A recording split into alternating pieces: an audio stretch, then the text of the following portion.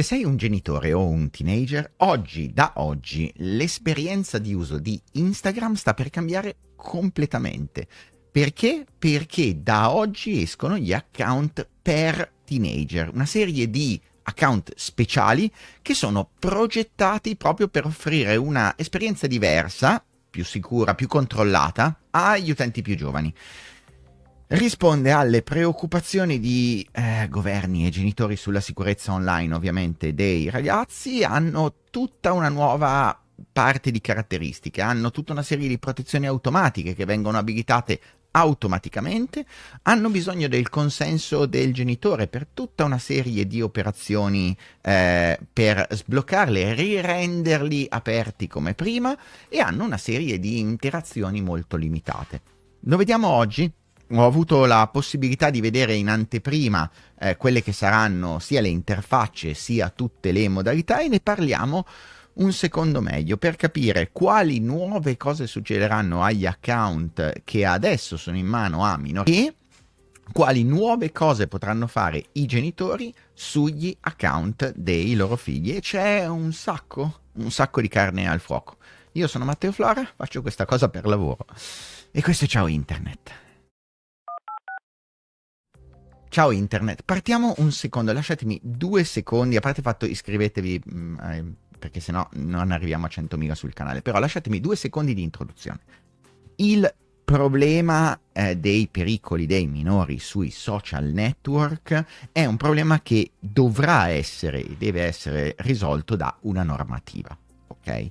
Non possiamo pensare che le piattaforme si autoregolino come vogliamo noi, non possiamo pensare che debbano sottostare a tutta una serie di diverse normative a seconda di ogni singolo stato, perché non funziona.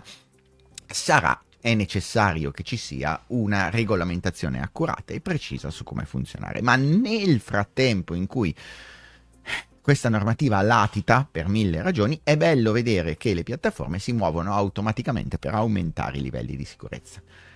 I nuovi account teenager di Instagram sono esattamente una cosa del genere. Sono 3 grandi macro categorie: le protezioni automatiche, le nuove possibilità per i genitori e tutta la parte di limitazione delle interazioni. Partiamo dall'inizio. Che cosa succede? Gli account vengono trasformati, vedremo alla fine, vediamo quando succede esattamente, però per adesso quelli che vengono creati nuovi, se è un minore che sta usando il mezzo, i nuovi account vengono creati di default privati, cioè i nuovi account sono impostati come privati automaticamente.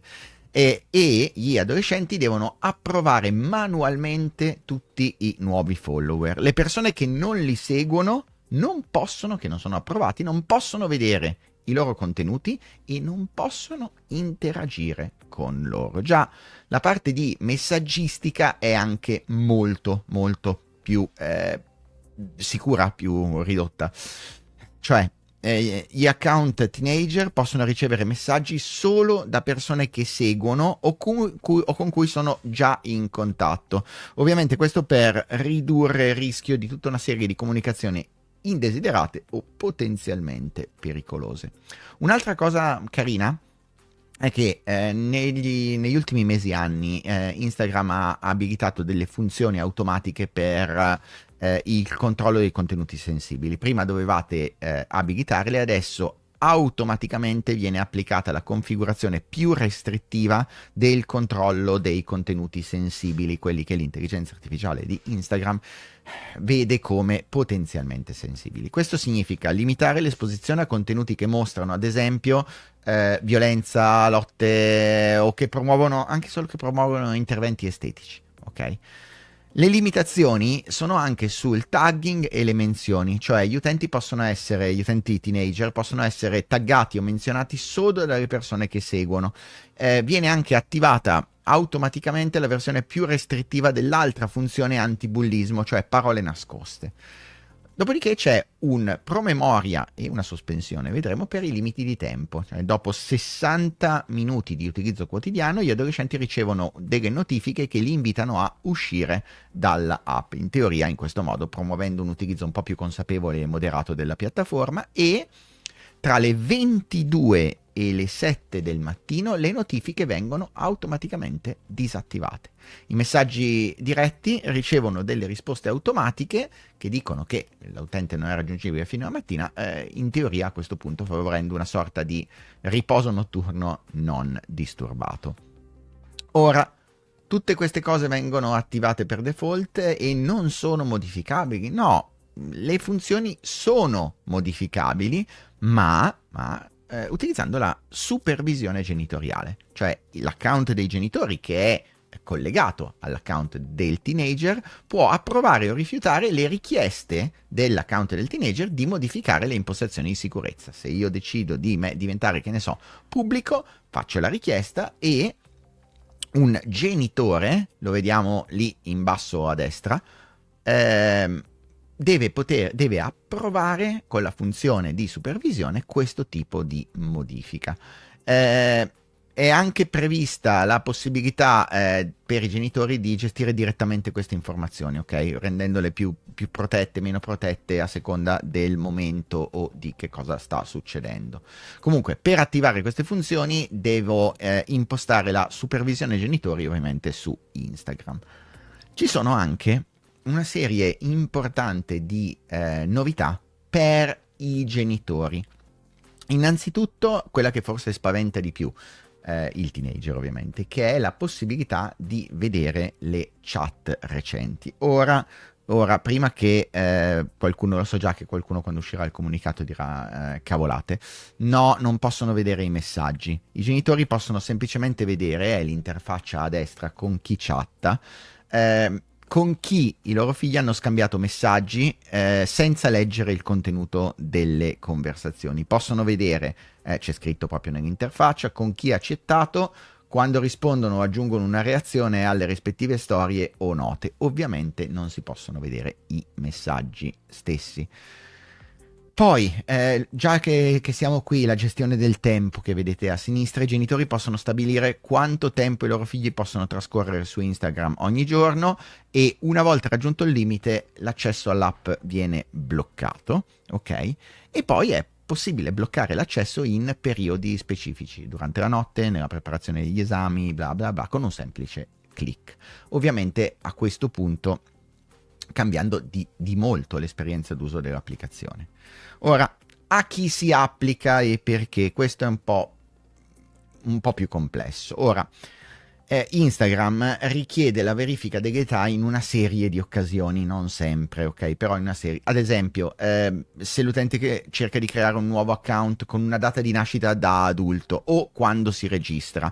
In questo caso tutti questi account, compresi gli account identificati automaticamente, se da quell'account prova ad aprirne un altro da adulto, ok? Da quel cellulare prova ad aprirne un altro da adulto, ok? Questa è la cosa normale.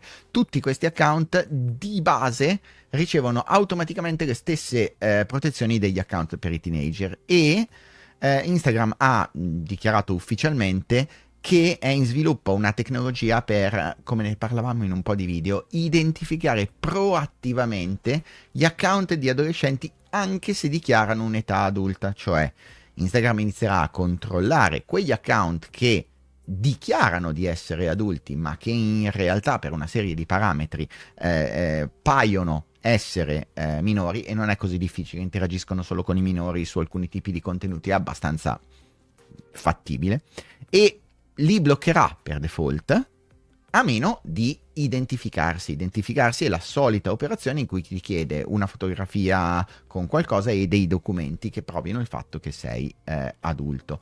Poi alla fine ne parliamo un secondo di questa cosa. Anche i contenuti adatti all'età sono stati un attimo modificati. Perché? Perché Instagram ha messo in atto una serie di regole un po' più severe sui contenuti visibili dagli adolescenti. Quindi i contenuti che violano le regole della piattaforma vengono rimossi e i contenuti sensibili vengono proposti a quel tipo di account nella versione più protettiva, sì, più sicura, mettiamola così. In realtà la configurazione più restrittiva del controllo dei contenuti sensibili.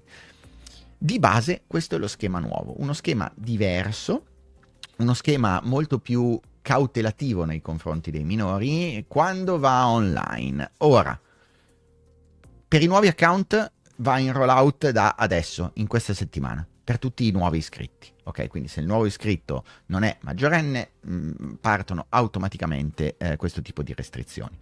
Gli adolescenti che sono già adesso utenti di Instagram vengono informati nei prossimi giorni dei cambiamenti e mano a mano trasferiti tutti negli account per teenager. Quando si parte dalla prossima settimana e si conta di completare in 60 giorni tutta la migrazione per un po' di stati: Stati Uniti, Regno Unito, Canada e Australia, mentre l'implementazione nell'Unione Europea è prevista un po' più avanti nel corso di quest'anno, ma comunque Meta dice che la disponibilità globale di questo tipo di funzionalità è prevista per gennaio più o meno del prossimo anno.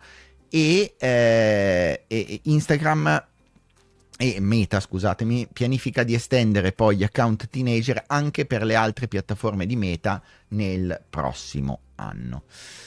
Cosa significa? Finito. Se volete rivedere le interfacce per ultima volta, sono queste. E perché le ho? Perché mi ha mandato il comunicato stampa prima per fare in modo che oggi potessi uscire con il video, solo che sono sotto embargo e quindi uscirà alle 2 di oggi. Ora, una serie di aggiornamenti che sono un cambiamento sensibile. Ok, un cambiamento sensibile a proprio come funziona la piattaforma e la quantità di supervisione che hanno i genitori. Dai, ci vuole la ma. Sarà sufficiente? Dipende dai genitori. Ok? L'internet è piena di teste che autorizzano automaticamente l'account del figlio a fare qualunque cosa. Su di quello non ci si può fare niente, perché è un po' il discorso, ne abbiamo parlato più volte, degli account VIP di bambini, eccetera. Ora, la piattaforma è in grado di fare tutti questi controlli, è in grado di chiederti i documenti. Se poi quando arrivano i documenti il genitore ti dice no, ma sono io che controllo l'account, non è mio figlio e mio figlio non lo vede nemmeno, sono io che lo controllo su punto e basta, a nome e per conto suo, la piattaforma non può fare nient'altro che sbloccare. Addirittura alcune piattaforme in Italia hanno provato a contestare questa cosa, sono finite in tribunale, il tribunale ha deciso che è il genitore che decide. Quindi risoluzione totale del problema? No, perché ogni tanto i genitori hanno molto meno cervello dei figli. Risoluzione del problema in generale? No, dovremmo aspettare una normativa dedicata. Un bel po' di problemi in meno? Sì, se usata in questo modo, un bel po' di problemi in meno, tanti problemi in meno, tanta sicurezza in più, che è l'unica cosa che forse possiamo richiedere in questo momento alle piattaforme, o meglio, questo è il mio punto di vista. Ditemi la vostra qui sotto, ditemi se vi interessa, se vi piace. Dai, raccontatemi un po' cosa ne pensate. E se siete genitori, visto che io non riesco a gestire nemmeno un cane, raccontatemi un po' come ve la state cavando, dai. Tutto qui, io vi lascio al gruppo finale. Guardate che in fondo ci sono il gruppo Telegram e il gruppo WhatsApp per gli aggiornamenti, ed escono aggiornamenti tipo questo. Iscrivetevi al canale che dobbiamo arrivare a 100.000, grazie mille per avermi ascoltato. Ed è stato parlato.